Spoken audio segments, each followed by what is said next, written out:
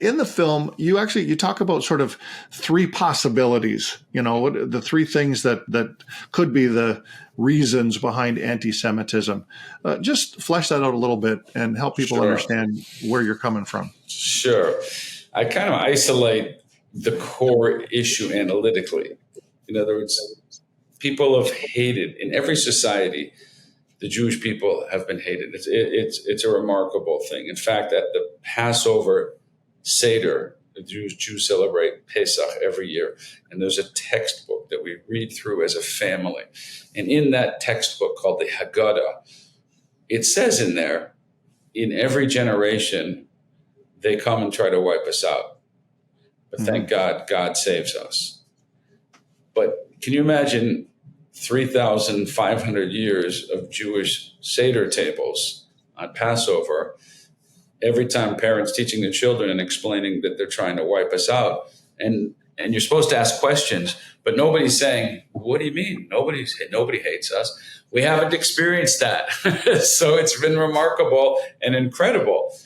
So why? Why is the question? Why is it that in every society, across every culture, every religion, every situation we've been in, it has been consistent? And so there's three possibilities, as you say. There's three possibilities. Either possibility number one, that the Jewish people really are rotten. Maybe we really are an evil force. And that's why, we move around from place to place and they say, look at the Jews. Look, they're really destroying civilization. They're really undermining the values, and they're cheating and they're stealing and they're murdering and they're creating crime, whatever it is. That's possibility number one. The Jews really are rotten and evil in every society. Possibility number two is, like I said before, scapegoat. Like, they don't really hate us. We're just in the wrong place at the wrong time. A society has problems. They need to blame the problems on somebody. We're a minority group that's visible sometimes in the society. So they say, you know why our economy's having problems? You know why our morality, our society's having problems? Because of the Jews. So that's possibility number two. It's not really about the Jews, but we're a convenient scapegoat. Possibility number three, as I say, is that it's about the Jews. That it's not scapegoat, it's not a coincidence, and we're not bad, but there's something about us that people react to negatively. And then I point out in the film that it ain't number one, because even if you say we've had our share of bad Jews, and we have. So we're not trying to say all Jews are righteous and perfect. Not at all. We've had our share. But overall, when the Jewish people are in any society, we enrich the society in many ways. We've contributed tremendously to civilization. So it can't be that there's so much hatred because we are that evil a force. And the idea that it's a scapegoat is also nonsensical, because they've come up with 1,000 different reasons. It's because we're rich. It's because we're poor. It's because we're too assimilated. Because we're not assimilated enough. Because we're capitalists. Because we're communists. Every and opposite reason is used to explain it.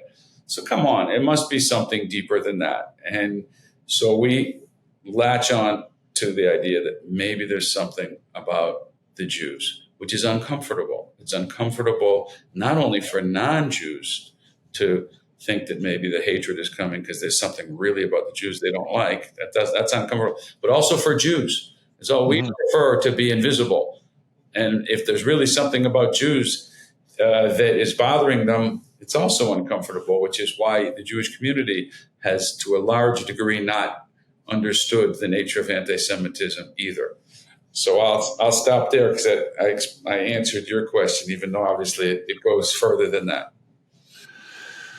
Yeah, well, it does go much further than that. I certainly believe, that wrapped up in that third possibility, obviously, is it's more than just about Jewish identity. It's about how the Jewish experience began. It's about It's about Abraham and a conversation with God, and God putting his finger on this people group, these ancestors of Abraham, Isaac, Mhm. and Jacob, that has caused the sort of the powers of the air, the evil in the world, Satan. I believe that this is all about good and evil, Mhm. and not that there aren't good people outside of the Jewish faith Mhm. or experience. Not saying that at all.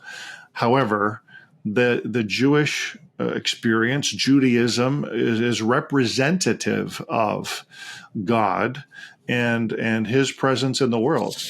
That's what I believe, and I think that's where you're going as well with all of Right. this.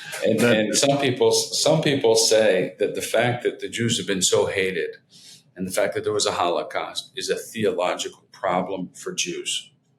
Because how can it be if we're a special people, if God chose us at Mount Sinai for a special mission in the world, how can it be that we've been persecuted so much and so many bad things have happened to us? But again, what I do in the book and the film is flip it all on its head. It's just the yeah, opposite. It's just the opposite. Evil finds the Jews in every generation. In every generation, there is some kind of major evil force, totalitarian force, whatever it is. And wherever and whenever that evil pops its head up, somehow it finds the Jew. Now, mhm. if you are the enemy of evil, that's not a theological problem. That's a theological proof. And so that's one of the things that we talk about. And what's fascinating in the book and the film is that we come to this not just from our own philosophy and our Torah and what the Bible says. We come to, because it is the Torah's explanation for anti-Semitism as well, but we come to it from the anti-Semites' explanation, and particularly looking at the words and philosophy, ideology of Adolf Hitler and why he carried out the Holocaust.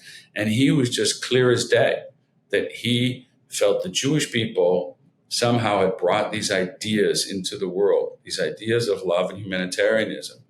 Then Christianity picked it up and brought it in. So they were partners in bringing these evil ideas, insidious ideas into the world. And he had to stop that because he believed that was the destruction of humanity. So he, again, flipping it on its head, people have been brainwashed by our society and our education system to believe that Hitler had no coherent ideas. But these were his ideas, and they actually were coherent. He was evil, but he wasn't incoherent. And so, again, we flip it on his head and say, was he crazy? And no, essentially, Hitler was saying the Jewish people are a superpower in the world, a spiritual superpower. And he said at one point, several times, he said, the real world war of World War II is not between Russia and England against Germany. The real world war was Germans against the Jews. He said all else is facade and illusion, because underlying the whole World War was this ideological war of what are the ideas that Western civilization is going to take on. And he was correct to see that the foundations of modern liberal Western civilization were brought into the world by the Jews with the help of the Christians. And he felt that was a horrible worldview. It was not going to lead to humanity's success. And so we turn it on its head and say, well, if you are Jewish, that means you're part of a wonderful people. People that have a great spiritual heritage, who have contributed wonderfully in the world, and you should love it and embrace it. If you're not Jewish, get on the right side of history. Get on the right side of history. Which side are you on? This is the fundamental conflict. This is the fault line of human history, not only in every human being, between body and soul, the battle between body and soul in every human being's life, but it is the fault line of human history of, are we going to become more like the animal kingdom, the jungle? That's where Hitler was bringing it, survival of the fittest like the animal kingdom. Or are we going to become elevated spiritual beings and conquer our animal lusts and become greater? That's the Judeo-Christian worldview. And that's the source of anti-Semitism. So when God brought the Torah to the Jews and gave us this mission, it says that at Mount Sinai, hatred began.